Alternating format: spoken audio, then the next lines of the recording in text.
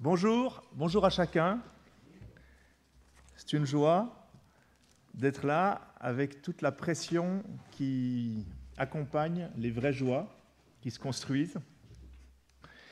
La pression aussi de parler de merveilles de Dieu, chose qui est complètement inaccessible à l'homme seul. Seigneur, donne-moi ton aide, pas seulement ton aide, mais ton éclairage, pour saisir des choses qui sont à mes yeux floues, qui sont à mes yeux incompréhensibles, et que tu puisses nous révéler la grandeur de tes richesses, la grandeur de ton message, la fidélité de ta promesse, la grandeur de ton amour, et qui se manifeste dans la grandeur de ta grâce à notre égard, qu'on puisse comprendre tes paroles et qu'on puisse être visité pour avancer dans ta main et te glorifier de plus en plus et de mieux en mieux. Amen. Merci, Jean-David, de nous avoir rappelé aussi ces passages d'Ésaïe qui nous rappellent à quel point la vraie manière pour l'homme et la femme, pour l'humanité, d'être heureux, d'être en phase, d'être utilisé dans le sens de l'harmonie de qui il est, c'est de trouver plaisir dans la loi de Dieu, de trouver plaisir dans l'amour de Dieu. Et, on l'a lu, à cette page-là, « Car ma maison sera appelée une maison de prière pour tous les peuples et tous ceux qui reconnaissent Dieu comme le créateur de l'univers. » Ce matin, nous continuons le cheminement dans l'évangile de Luc. Nous sommes dans cette dernière semaine avant Pâques, avant le sacrifice, où Jésus va se donner en sacrifice pour racheter nos vies. Et là, les choses s'intensifient, s'accélèrent. Il y a eu cette entrée en gloire, et ensuite, Jésus qui regarde Jérusalem, qui sait que Jérusalem et les habitants de Jérusalem vont rejeter, ne vont pas reconnaître son œuvre. Et Jésus qui pleure sur cette Jérusalem. Quelques jours plus tard, il entre dans le temple, et qu'est-ce qu'il voit ? Eh bien, nous le lisons. Il entra dans le temple, donc verset 45, chapitre 19, verset 45. Luc, chapitre 19, verset 45.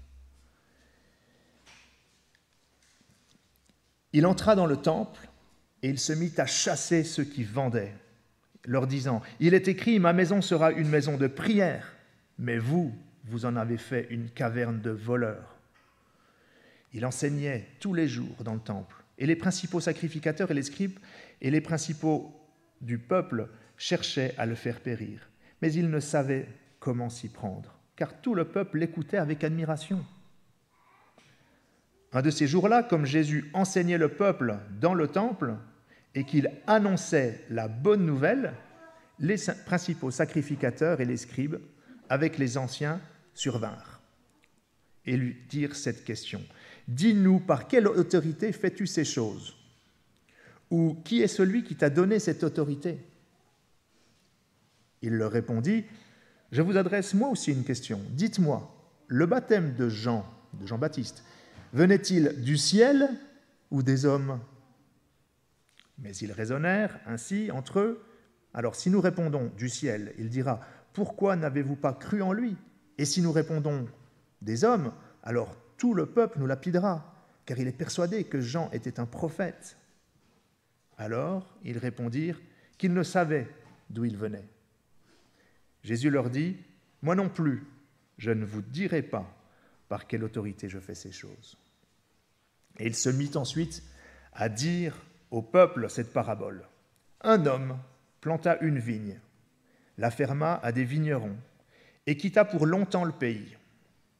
Au temps de la récolte, il envoya un serviteur vers les vignerons pour qu'ils lui donnassent une part du fruit de la vigne.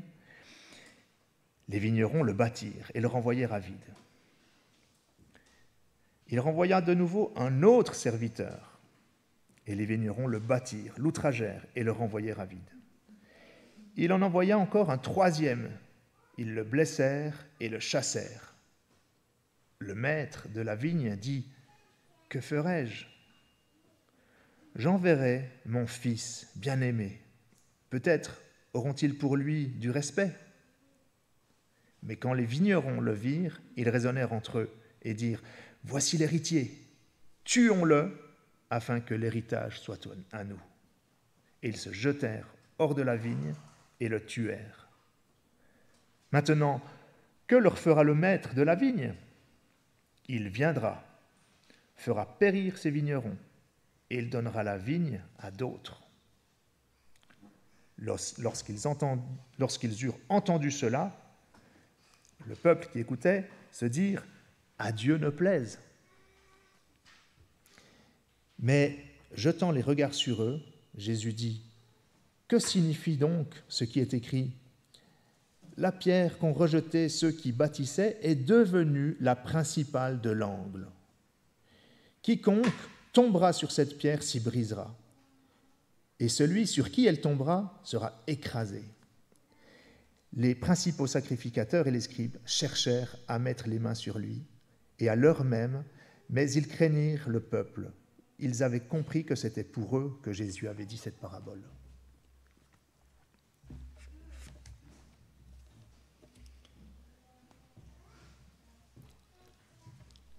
Nous avons tous à répondre à cette question.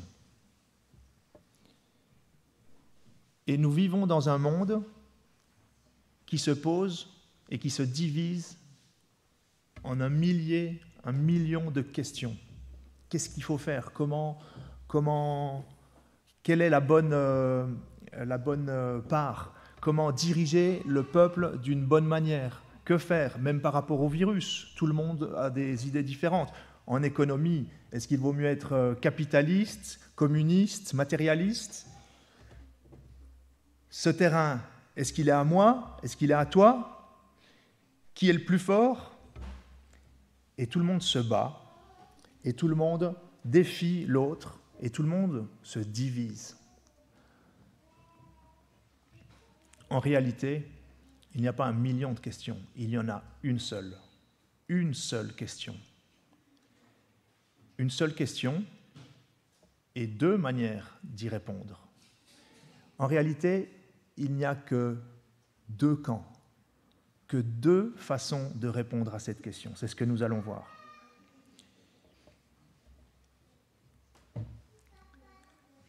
Dans la première partie de ce récit, nous voyons Jésus qui sort de son attitude habituelle, où il va vers le plus faible, vers le plus pauvre, proposer une guérison, aider, être à l'écoute.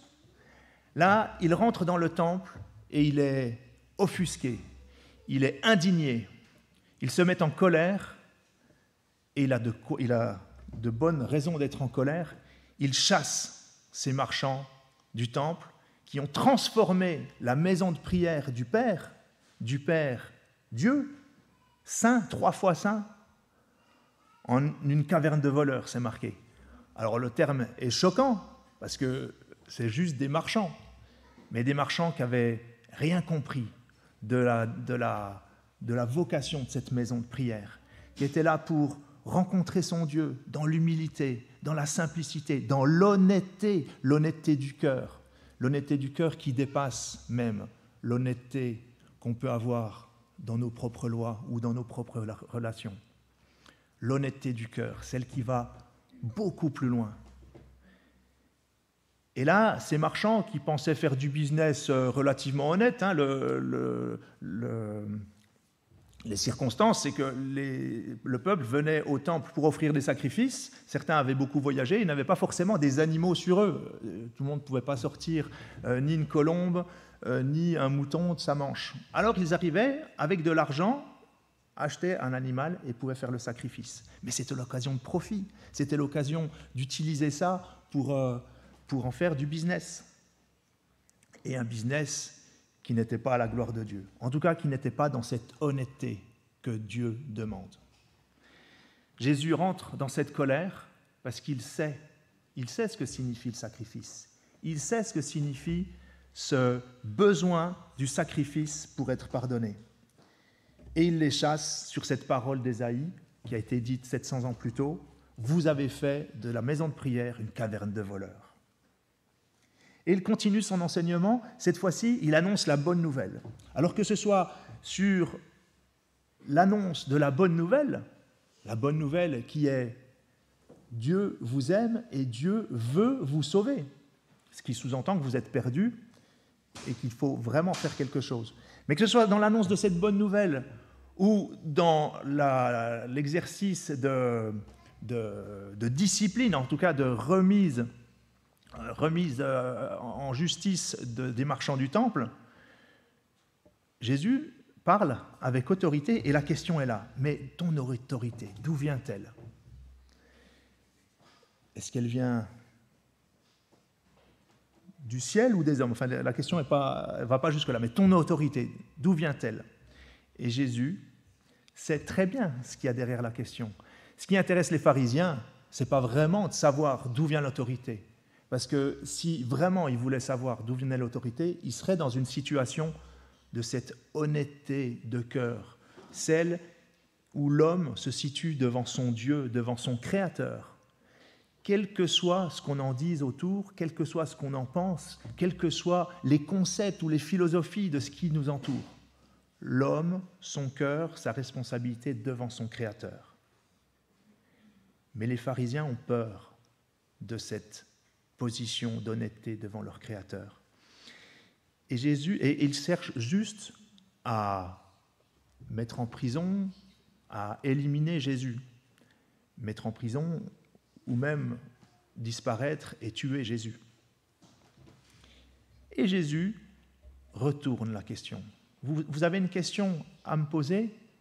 Mais en fait, vous avez déjà la réponse. Il suffit pour vous d'être honnête avec vous-même. Chose pas évidente pour un humain. Et il retourne cette question. Et le baptême de Jean-Baptiste, d'où venait-il ? Du ciel ou des hommes ?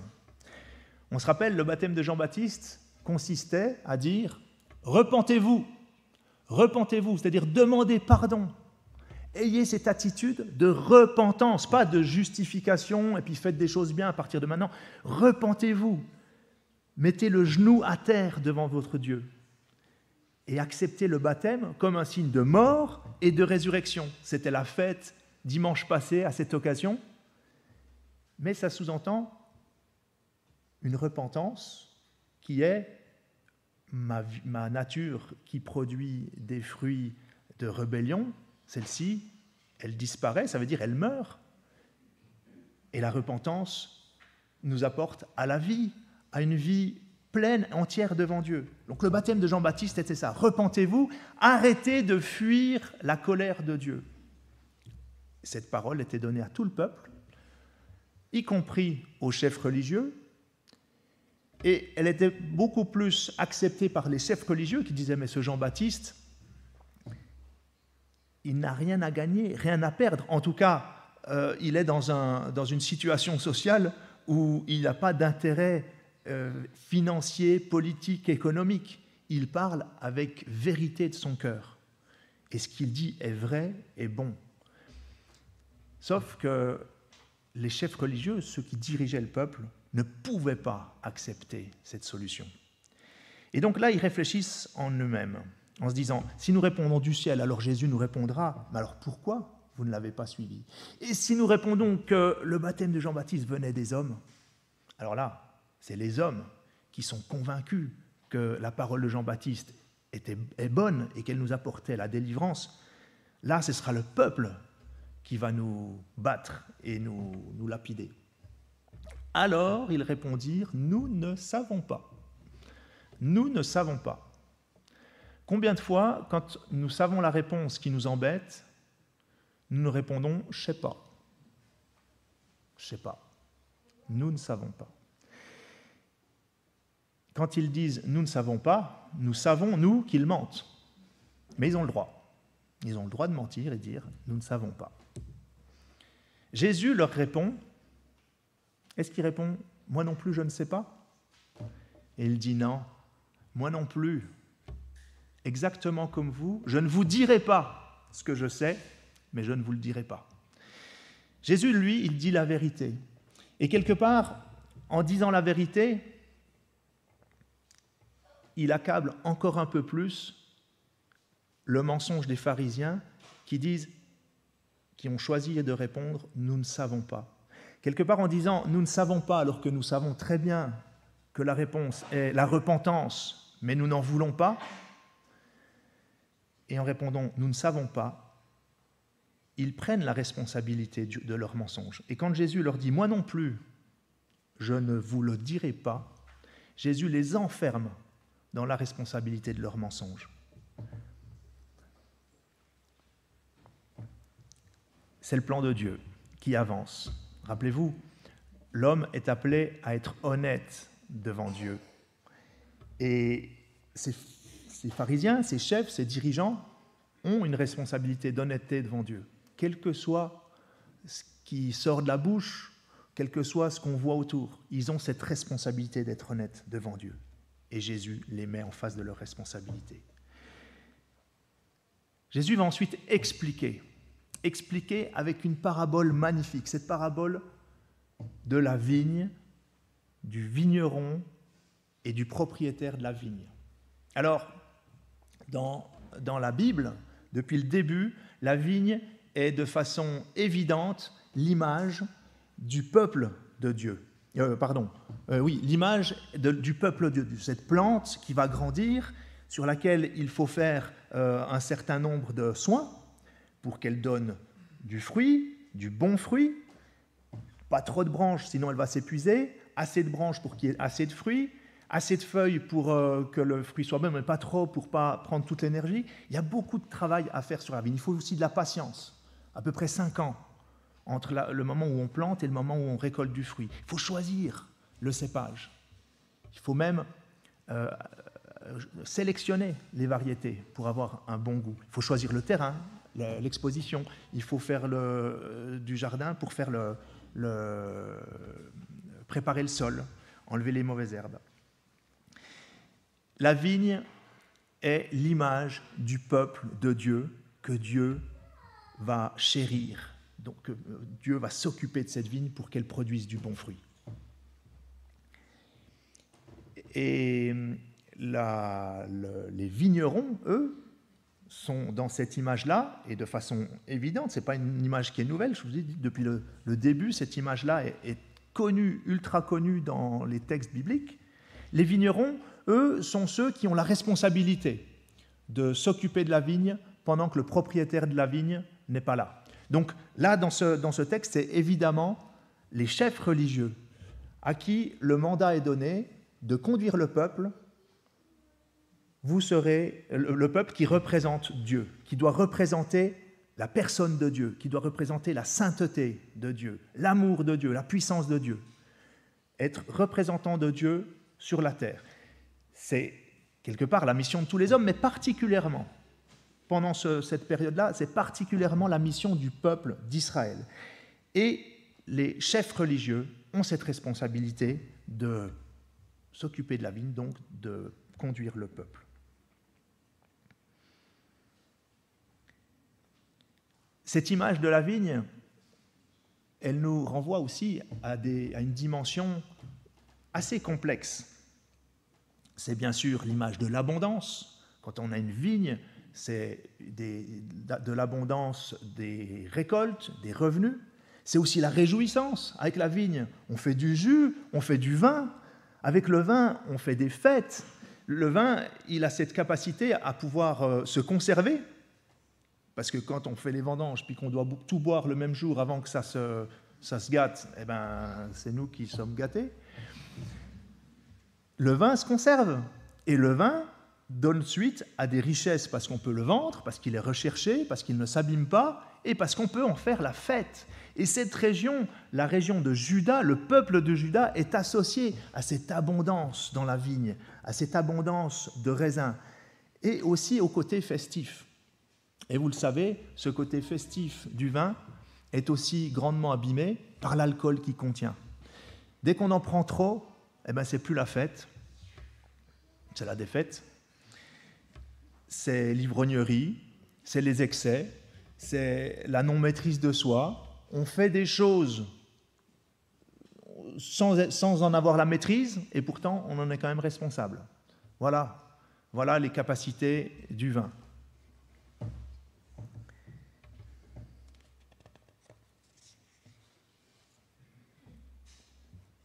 La vigne, depuis le début, la vigne et le vin, depuis le début, avec cette notion à la fois d'abondance et de richesse, et à la fois de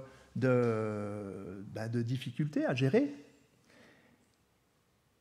elle est aussi le symbole du jugement. Le jugement. Quand on boit du vin avec quelqu'un, quelque part, on scelle une relation. Et la manière de sceller cette relation, on le fait encore de nos jours. On boit un verre ensemble, santé. Alors, à chacun de se maîtriser, mais cette partie-là de la fête, elle est belle. Et ça marque une relation, une communion, quelque chose ensemble. Et ce quelque chose ensemble fait que on accepte et quelque part on se met sous un jugement si jamais on va rompre cette relation, on va rompre ce moment passé ensemble. C'est le symbole de ce jugement et qui va bien aussi avec... on est appelé à se maîtriser. Autant la Bible et la parole de Dieu nous parlent de ce côté abondance et de ce côté festivité sans être étriqué dans notre tête, autant la parole dénonce les excès du vin et l'ivrognerie et l'incapacité à s'en maîtriser. Et je crois que là aussi, c'est l'image d'un équilibre qu'on peut trouver que en Dieu. Alors, dans cette histoire, nous avons aussi le propriétaire, celui qui achète le terrain et qui va mettre en place sa vigne. Il fait tout ce qu'il faut et il met en place ses vignerons. Il part, il faut compter que il y a plusieurs saisons pour que la vigne donne quelque chose et les vignerons ont leur travail. Là aussi, c'était un métier très connu dans la région. Et même la situation de vigneron était plutôt une bonne situation parce que le propriétaire venait reprendre une partie, un quart ou la moitié des bénéfices de la vigne. Le vigneron, lui, il avait un travail dur, acharné, mais qui lui apportait aussi une certaine qualité de revenus et une certaine qualité de vie, et comme on vient de le dire, un style plutôt réjouissant de vivre. Est-ce que nous sommes dans cette situation avec le récit que nous venons de lire ?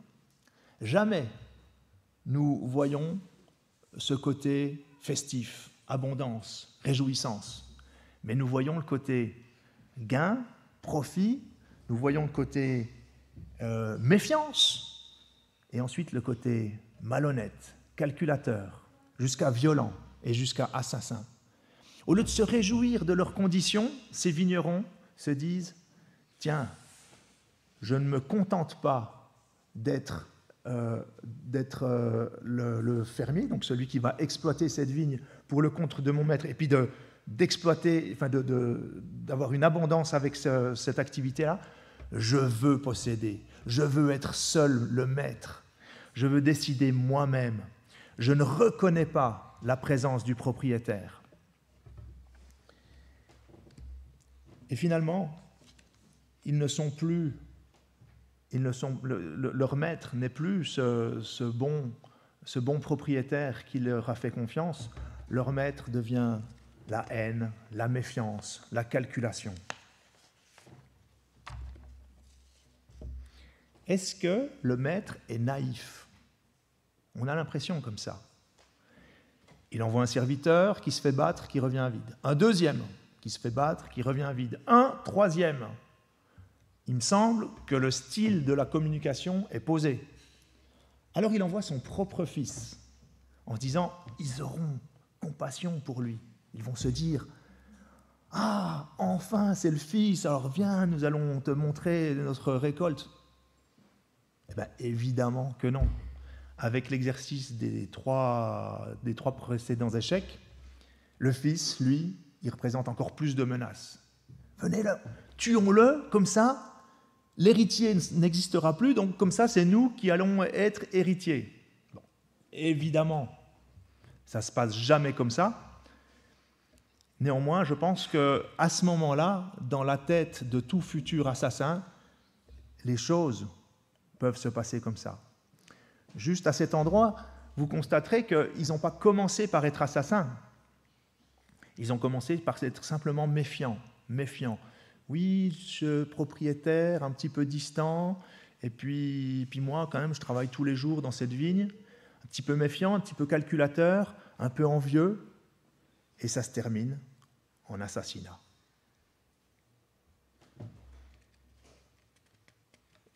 C'est pour qu'on se rappelle quelle est la suite des événements quand nos cœurs et nos têtes commencent par simplement un sentiment de méfiance ou de calculation. Heureusement, on arrive à éviter la trajectoire finale, mais le départ de sa trajectoire est simplement la méfiance et la calculation. Et la réponse de Jésus, alors ce maître est-il naïf pour envoyer son fils qui va se faire battre jusqu'à la mort? Non. Cette fois-ci, c'est le propriétaire lui-même qui va revenir et qui va demander des comptes. Alors, qu'en est-il? Ma vigne, le produit de la vigne, le fruit, vos gains, mes gains, et le fils, mon héritier que je vous ai envoyé, où est-il? Et croyez-moi, quand le propriétaire de la vigne reviendra, il n'y aura pas question de s'expliquer ou d'essayer de revendiquer ou de donner des mensonges en guise de réponse. Le propriétaire de la vigne reviendra, tuera ses vignerons et donnera la vigne à d'autres. Alors dans l'image, on peut tout de suite aller un petit peu dans cette image, puisqu'on a lu la relation avec les pharisiens. Évidemment que Jésus, là, s'adresse aux pharisiens en disant « Depuis des milliers d'années, vous êtes en charge de cette vigne.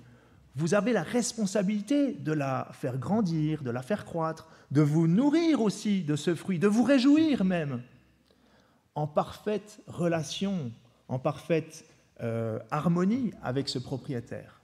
Mais vous ne le faites pas. Vous êtes comme ces vignerons. Et à chaque fois qu'un serviteur a été envoyé, donc là les serviteurs sont à chaque fois les prophètes, les envoyés de Dieu qui rappellent le peuple, à la repentance, à une relation vraie, à une honnêteté de cœur avec le Créateur. À chaque fois, ces prophètes-là ont été battus, outragés, et particulièrement par les dirigeants du peuple d'Israël, qui est censé être le peuple de Dieu, soit par des rois, soit par des chefs religieux de l'époque. Et précisément, le dernier prophète à parler de la repentance, c'est Jean-Baptiste. Jean-Baptiste qui a été mis en prison et ensuite assassiné par le roi Hérode. Et quand Jésus leur explique cette parabole en disant « Le propriétaire reviendra, il tuera ses vignerons et en mettra d'autres à la place », ça veut dire en gros, vous, les chefs, vous êtes censés prendre soin du peuple dans l'idée de suivre Dieu, vous ne le faites pas, on va vous retirer ce mandat, on va vous retirer cette responsabilité. Et cette responsabilité de la vigne, on va la donner à d'autres. Jésus annonce là que la joie de la vigne n'est plus réservée à un peuple qui a failli dans son mandat, mais elle revient finalement à tous les hommes qui choisissent de prendre soin de cette vigne parce qu'ils ont choisi cette étape de repentance et d'honnêteté devant leur Créateur. Le texte continue avec cette parole absolument formidable. Luc, au verset 17, chapitre 20, verset 17. « Mais jetant les regards sur eux. Ah oui, peut-être juste une petite remarque avant ça. Le peuple est offusqué de la réponse de Jésus. Mais comment ça? Nous, retirer le mandat de responsabilité au peuple juif, au peuple d'Israël, à Dieu ne plaise. À Dieu ne plaise, c'est-à-dire, ne me dis pas que cette perspective plairait à Dieu, c'est impossible. La dernière fois qu'on a entendu « à Dieu ne plaise », c'est pas dans ce livre de Luc, mais c'est dans la même histoire, quelques jours auparavant. Jésus répond à Pierre. Il lui dit, tu sais, moi, Jésus, je vais devoir souffrir beaucoup, souffrir tellement que je vais mourir sur la croix et ressusciter. À ce moment-là, il ne parle pas de résurrection, mais il explique qu'il doit mourir. Et Pierre répond, à Dieu ne plaise. C'est pas possible. Pas toi, Jésus. Et vous vous rappelez de la réponse de Jésus pour recadrer Pierre. Arrière de moi, Satan. La pensée que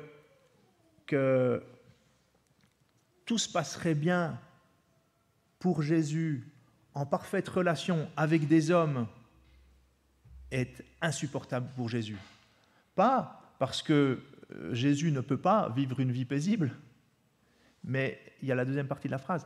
La pensée que tout se passerait bien pour Jésus en harmonie avec des hommes, virgule, pécheurs, des hommes qui rejettent l'amour de Dieu, des hommes malhonnêtes devant leur Créateur, qui commencent leur ministère de malhonnêteté tout simplement par un petit peu de méfiance, tout simplement par un esprit de calculation, tout simplement par une petite revendication qui dirait « Oui, mais ce propriétaire de la vigne, ça fait longtemps que je ne l'ai pas vu, puis moi, c'est moi qui travaille dessus tous les jours. » Vous connaissez ce petit sentiment de revendication. En réalité, le sentiment de revendication, nous l'avons tous. Et nous avons tous en nous ce qui nous rend incapables, impossible d'avoir une relation paisible avec Jésus. Et Jésus le sait. Et précisément, c'est parce qu'il nous aime qu'il veut rétablir une relation. Mais cette relation ne peut pas être paisible puisque nous sommes ces assassins. Et c'est pour ça que Jésus répond d'une façon violente. « Arrière de moi, Satan, je ne veux pas d'une relation cool, sans difficulté, avec des hommes qui ont rejeté la puissance de Dieu, qui ont rejeté la sainteté de Dieu. Je n'en veux pas. Je veux une vraie relation, une relation honnête. Et cette relation honnête, elle devrait vous coûter la vie. Puisque je vous aime, je donnerai la mienne à votre place. » Et voilà le plan de Jésus. À Dieu ne plaise. Eh bien, ce qui plaît à Dieu, c'est une vraie relation, pas une relation d'apparence, pas une relation de contrefaçon.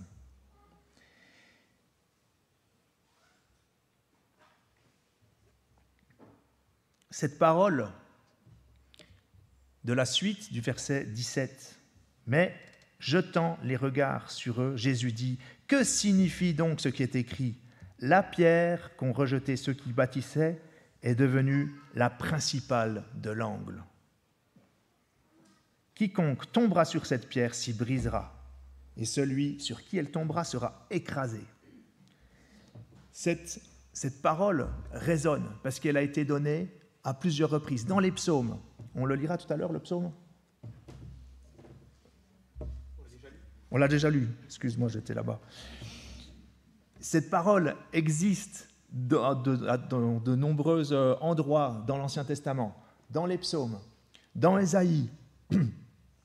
Cette image de la pierre qui est gênante, c'est aussi une image du prophète Daniel qui nous parle de cette pierre comme un jugement, d'abord insignifiant, venu de nulle part, et qui va finalement être un jugement sur les nations qui se construisent sans Dieu.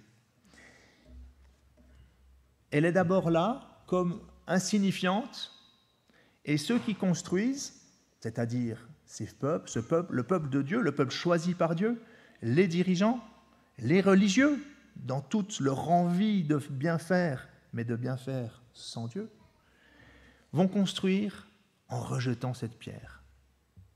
Rejeter la pierre. Faire une construction en rejetant Dieu, puisque cette pierre, finalement, c'est le roc, c'est le fondement, c'est Dieu, la personne de Dieu lui-même, c'est faire un outrage, l'outrage le pire qui soit. Mais ce n'est pas simplement une construction sans Dieu, c'est que cette pierre, elle va revenir constamment comme une pierre d'achoppement. L'expression une pierre d'achoppement vient de là. Et la pierre d'achoppement signifie bel et bien qu'elle nous embête, cette pierre. On ne sait pas quoi en faire. On ne sait pas où la placer.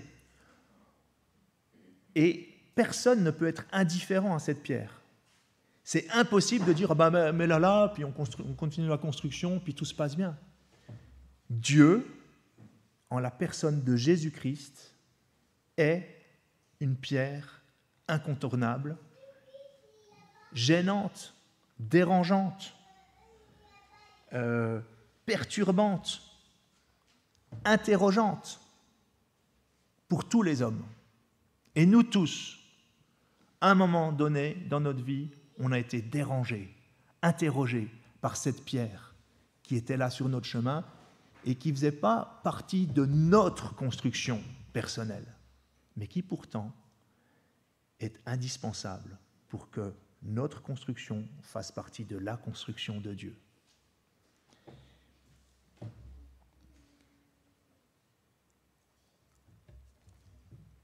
Ce verset 18, j'aime le lire de cette façon-là. « Quiconque tombera sur cette pierre s'y brisera, et celui sur qui elle tombera sera écrasé. »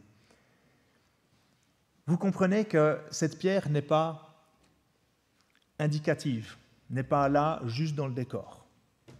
Elle est principale, elle devient principale de l'angle, elle est gênante, comme je l'ai dit.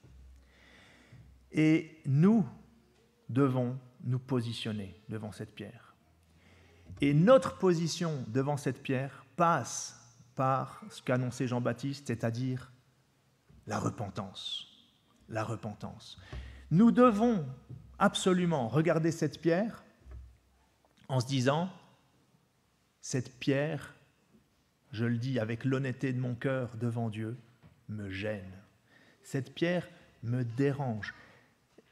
Elle gêne mes pensées, elle gêne mon égoïsme, elle gêne la façon dont je décris Dieu, elle gêne le concept que je me fais de Dieu, elle gêne la philosophie que je crois être bonne en parlant de Dieu. Vous avez remarqué, à chaque fois, j'ai parlé de Dieu. Oui, elle gêne ma position d'athée qui dit que Dieu n'existe pas tellement Dieu me gêne. Vous comprenez la façon gênante dont agit cette pierre dans la conscience de tous les hommes, de toutes les créatures. Et puis là, il y a deux manières d'agir. Soit on se brise dessus en disant « je reconnais que j'ai besoin de briser mon orgueil, que j'ai besoin, comme il est dit dans de nombreux passages, avoir le genou fléchi, avoir la nuque qui va pouvoir se courber en adoration. Et tomber sur cette pierre, c'est finalement tomber en repentance sur cette pierre. Et c'est être brisé pour vivre. Finalement, c'est être brisé dans son orgueil pour que la repentance ait son effet, pour que le salut ait son effet dans nos vies. Et puis l'autre manière, la suite de la phrase, « Et celui sur qui la pierre tombera, alors lui sera écrasé. » Là, il n'y a plus de repentance possible. Là, il n'y a plus de volonté de se dire « je me repens devant cette pierre ». Là, c'est la pierre qui exerce son jugement et qui écrabouille l'humain qui veut résister devant Dieu.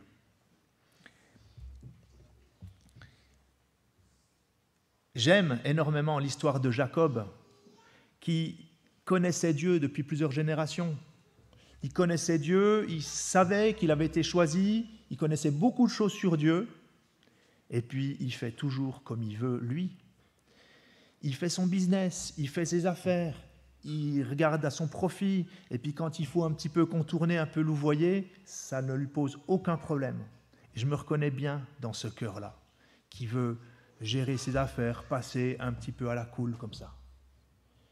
Jusqu'à ce que Jacob, au moment où il a décidé de faire sa réconciliation avec son frère, il se trouve une nuit où il va combattre toute une nuit avec un homme. Et puis là, il est dit, voyant, l'homme lutta avec lui jusqu'à l'aurore. Et c'est l'homme qui parle, voyant qu'il ne pouvait pas vaincre Jacob, alors cet homme le frappa à la hanche. Voyant qu'il ne pouvait pas combattre Jacob, finalement il l'a combattu, mais un peu plus brisé, un peu plus brisé dans l'orgueil de cet homme. Et puis la conclusion dans ce passage, donc vous pouvez lire ça à Genèse chapitre 32, la conclusion, voyant qu'il ne pouvait pas le vaincre, il l'a brisé, et une fois qu'il est brisé, il lui a dit « Tu es vainqueur ». Vous comprenez cette trajectoire magnifique ? Quand nous résistons à Dieu, nous croyons que nous gagnons. Moi, je m'expliquerai avec Dieu, j'ai des arguments, et puis tu ne connais pas ma vie, et puis mes souffrances, et puis aujourd'hui, avec la science, on va sur la Lune, et on fait des vaccins. Dieu, j'en ai pas besoin. Quand on est dans cette attitude de rébellion et de défi par rapport à Dieu, là, on n'est pas brisé. Et un jour, on se fera briser par le jugement. En revanche, si on est dans cette attitude où on recherche Dieu et finalement, Dieu nous brise pour qu'on retrouve cette relation d'honnêteté avec son Créateur. Et quand on est brisé, on est appelé vainqueur. C'est génial, non ? Être brisé par Dieu, c'est être appelé vainqueur. Avec cette petite différence, avoir son orgueil brisé devant Dieu, c'est être appelé vainqueur. Par contre, être brisé au jugement de Dieu, c'est être moulu, l'image de la pierre de meule, être moulu en poussière et ne pas pouvoir revendiquer quoi que ce soit devant Dieu. Vous avez compris que ce passage nous parle de deux camps. Il n'y a pas les riches et les pauvres, les communistes et les capitalistes, ou les pros ou pas pros du vaccin, ou toutes les catégories qu'on peut imaginer et qui déchirent le monde. Il n'y a pas non plus la catégorie des religieux et des athées, ça n'existe pas. Ni des méchants et des gentils, ça n'existe pas. Il y a seulement deux catégories. Contre Jésus-Christ, le Fils de Dieu qui nous sauve, ou pour Jésus-Christ, le Fils de Dieu qui veut nous sauver. Et il n'y a que deux attitudes. Résister ou se repentir. La repentance, c'est cette action tellement formidable qui nous met en relation avec ce propriétaire de la vigne. J'aimerais maintenant juste me replonger dans cette image. Voilà comment aurait dû ou pu se passer cette histoire. Ah, toi le serviteur de notre maître si bon, quelle joie de te voir. Notre maître est tellement bon qu'il nous a prêté cette vigne. Elle nous apporte, on a de la joie dans ce travail. Ah oui, c'est pas tous les jours facile, mais il nous donne aussi la vie pour y arriver. Et puis nous avons fait des belles récoltes. Viens goûter ce vin, il est excellent. Et puis regarde, goûte ce raisin, tel cépage. Regarde, on a même construit un pressoir et les citernes sont prêtes pour la vendange. On va inviter plein de gens, ça va être la fête. Voilà ce que le maître de la vigne aurait voulu. Qu'on s'intéresse à lui, qu'on reconnaisse qui il est, qu'on s'intéresse à cette abondance, à cette richesse, qu'on soit reconnaissant tout simplement, et puis qu'on y associe toute la dimension festive de cette abondance.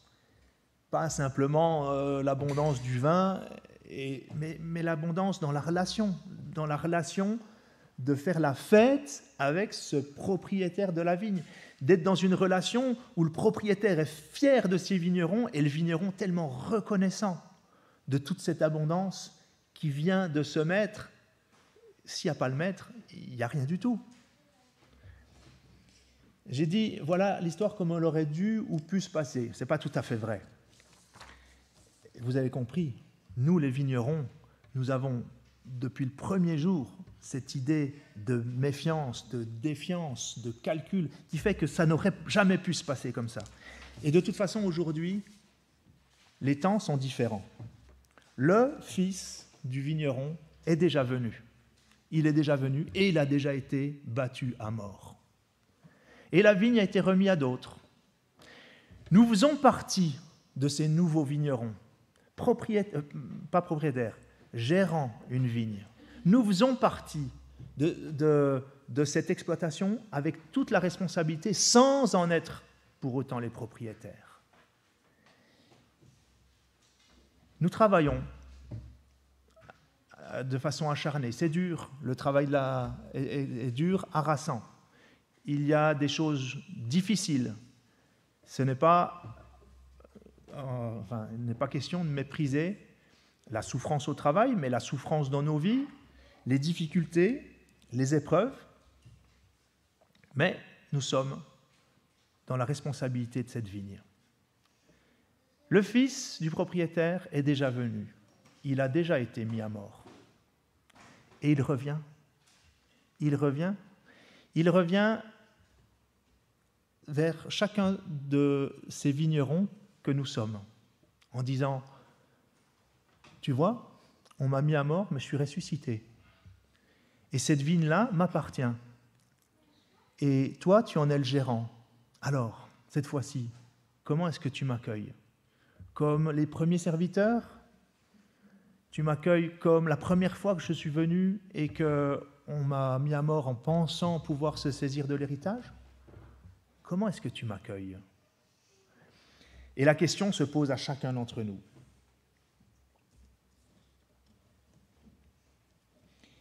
C.S. Lewis a fait ce résumé en disant « Il y a une seule question, plutôt une seule phrase, que ta volonté soit faite, que ta volonté soit faite. » Mais il y a deux manières d'y répondre. Excusez-moi, ce n'est pas une question, donc il n'y a pas une réponse. Il y a deux positionnements par rapport à cette phrase, que ta volonté soit faite. Soit, toi, tu fléchis le genou, tu courbes la nuque, tu te repens devant cette pierre et tu dis à Dieu que ta volonté soit faite. Et la volonté de Dieu, qui a donné cette vigne, c'est qu'on y vive dans l'abondance et qu'on soit dans l'abondance de la relation avec Dieu.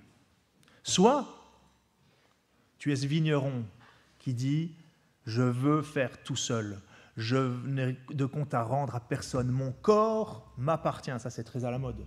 Je suis propriétaire de mon corps jusqu'au bout de tous les choix possibles. Je n'ai de compte à rendre à personne, et surtout pas à Dieu. D'ailleurs, Dieu, j'ai mis beaucoup d'énergie pour dire qu'il n'existait pas. Vous comprenez que s'il n'existait pas, il n'y aurait pas besoin de mettre de l'énergie à le démontrer. Mais Dieu, pour cet homme, pour ce vigneron, est dérangeant. Et soit tu raidis le cou, tu raidis le genou, et c'est toi qui dis à Dieu, eh bien, que ta volonté soit faite. Et quand la volonté de Dieu se fait à l'égard de quelqu'un qui ne se repent pas devant Dieu, et là c'est tragique. Là c'est tragique, c'est pire que la défaite.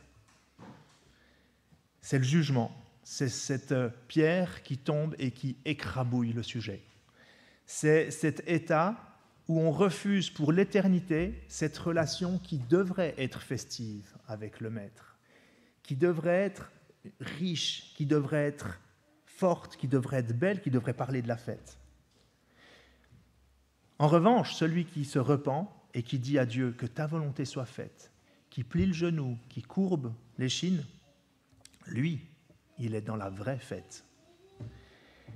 J'aimerais lire ce passage de 1 Pierre qui, en guise de conclusion, nous apporte aussi la nouvelle dimension, le Dieu qui choisit son peuple pour se glorifier, le peuple qui ne l'a pas reconnu et qui rejette Dieu, et Dieu qui redonne ce mandat à tous les hommes de la terre, dont nous faisons partie. Finalement, aujourd'hui, nous avons le même choix à faire que ces vignerons. Est-ce que je reconnais ou est-ce que je ne reconnais pas Dieu ? Et voilà la possibilité, voilà la possibilité que Dieu nous fait dans sa grâce. 1 Pierre, chapitre 2.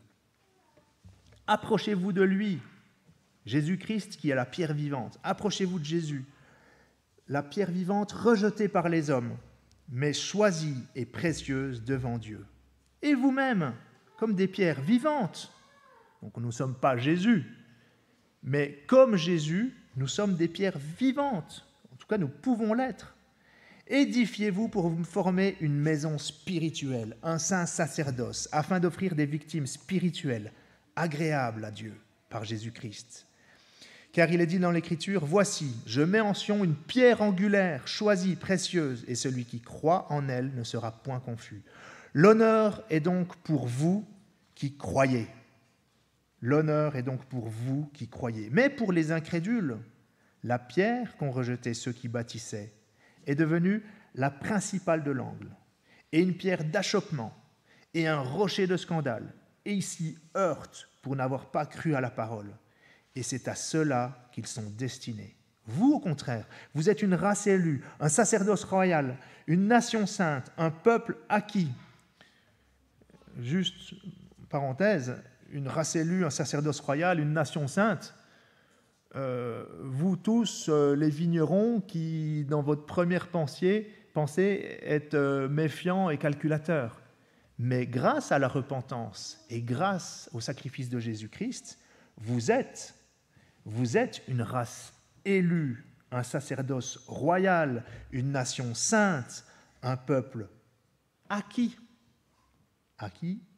au prix du sang de Christ, afin que vous annonciez les vertus de celui qui vous a appelé des ténèbres à son admirable lumière.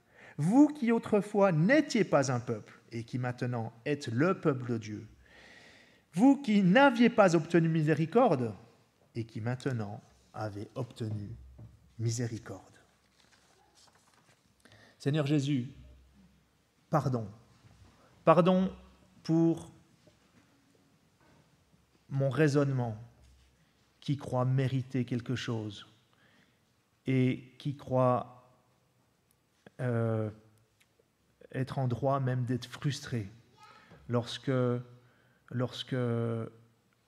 par mes efforts, par mon travail, j'ai l'impression que je n'ai pas la bénédiction de Dieu. Lorsque tout simplement je trouve que c'est trop difficile. Lorsque tout simplement je trouve que je mériterais plus, mieux. Seigneur, pardon parce que cette pensée-là n'est pas la pensée de Dieu. Cette pensée-là me conduit à me glorifier à la place de Dieu. Seigneur, merci parce que toi, tu es venu nous chercher, nous rappeler à cette repentance et nous rappeler la joie qu'il y avait d'être dans la présence du Maître, de se réjouir, d'avoir la perspective de cette fête, parce que toi, tu es bon et de ta bonté, tu as donné ta vie pour payer le prix de notre égarement. Seigneur, aujourd'hui, nous sommes dans cette phase à la fois de choix et à la fois d'espérance. Tu es déjà venu payer le prix du péché, mais tu n'es pas encore revenu pour juger les nations. Seigneur, donne-nous d'avoir la joie de comprendre la repentance en Jésus-Christ. Donne-nous d'avoir la joie de cette relation parfaite d'un maître qui est bon et qui s'inquiète de ses sujets. Donne-nous d'avoir cette relation du sujet qui s'inquiète du maître, en tout cas qui reconnaît le maître et qui veut échanger avec lui de la grandeur, la finesse de toute cette relation retrouvée grâce à toi, Seigneur Jésus. Donne-nous de vivre ça. Donne à notre peuple, à nos contemporains, à nos collègues, à nos amis, de comprendre l'énorme richesse, l'énorme vie en abondance qu'il y a dans la repentance devant cette pierre qui s'appelle Jésus-Christ, Fils de Dieu et Sauveur pour l'éternité. Amen.